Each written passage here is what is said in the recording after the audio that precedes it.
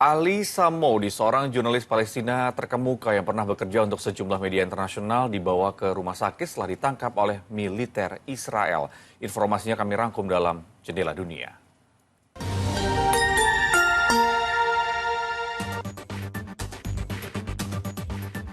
Sebanyak 45 orang terluka dalam serangan drone besar-besaran yang menghantam kota Kharkiv, kota terbesar kedua di Ukraina.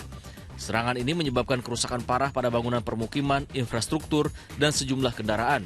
Serangan ini juga memicu kebakaran di berbagai titik kota. Tim penyelamat dikerahkan untuk memadamkan api dan mengevakuasi warga dari lokasi terdampak. Hingga saat ini, upaya penanganan darurat masih berlangsung di tengah kerusakan yang meluas.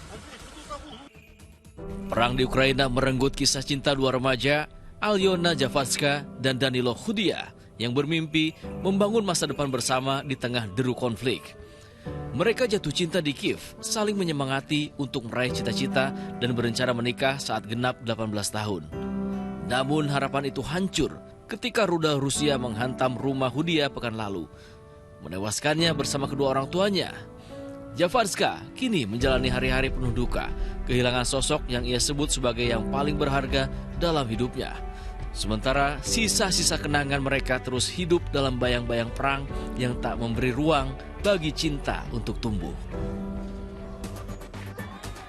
Dengan wajah letih dan panci kosong di tangan, puluhan warga Palestina di Deir al-Balah dan Nusairat, jalur Gaza Tengah, berdesakan di dapur umum demi mendapatkan makanan yang bisa mereka santap hari itu. Blokade bantuan yang diberlakukan Israel selama hampir 2 bulan telah melumpuhkan aliran pangan, membuat dapur-dapur umum kewalahan. Sementara banyak dapur kecil terpaksa tutup karena kehabisan bahan dan kayu bakar. Situasi ini berlangsung di tengah gempuran serangan harian sejak berakhirnya gencatan senjata dengan Hamas dan 2 juta penduduk Gaza kini terputus dari pasokan makanan dan obat-obatan. Pemandangan para ibu dan anak yang pulang dengan tangan hampa dari dapur umum mencerminkan tragedi kemanusiaan yang mendalam yang terus berlangsung tanpa kepastian akhir.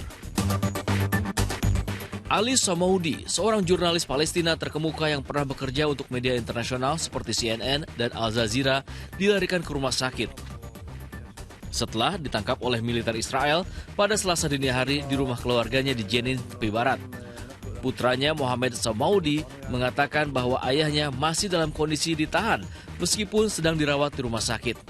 Ali Samoudi diketahui menderita berbagai penyakit kronis seperti diabetes, tekanan darah tinggi, dan tukak lambung. Selain 11 luka lama yang belum sepenuhnya sembuh. Dalam penangkapan tersebut, sekitar 20 hingga 50 tentara Israel dilaporkan menggeledah rumah mereka secara brutal, merusak isi rumah, memeriksa Samoudi selama sekitar 30 menit. Penangkapan ini memunculkan keprihatinan mendalam di tengah meningkatnya tekanan terhadap kebebasan pers di wilayah konflik. Sebelumnya, Samoudi juga pernah menjadi korban penembakan yang menewaskan jurnalis Shirin Abu Akleh yang meliput serangan militer Israel di Jenin pada 2022.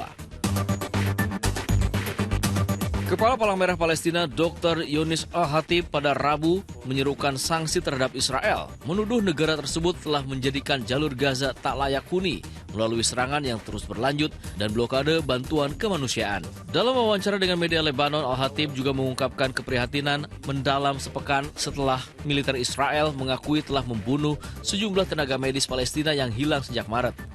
Menurut PBB, lebih dari 150 petugas darurat dari Palang Merah dan Pertahanan Sipil, serta lebih dari 1.000 tenaga kesehatan tewas dalam perang, sebagian besar saat menjalankan tugas.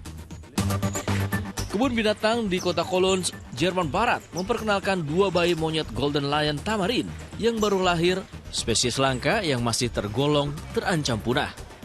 Kedua anak monyet yang lahir pada 28 Februari tampak aktif melompat dari satu dahan ke dahan lain mencari makanan. Bahkan sesekali menggoda seekor kukang yang sedang tertidur. Mereka adalah anak dari pasangan Apu dan Nala, dan kini mereka telah sepenuhnya berbaur dengan kelompoknya. Jenis kelamin keduanya masih belum diketahui, dan nama mereka akan ditentukan oleh penjaga kebun binatang yang pertama kali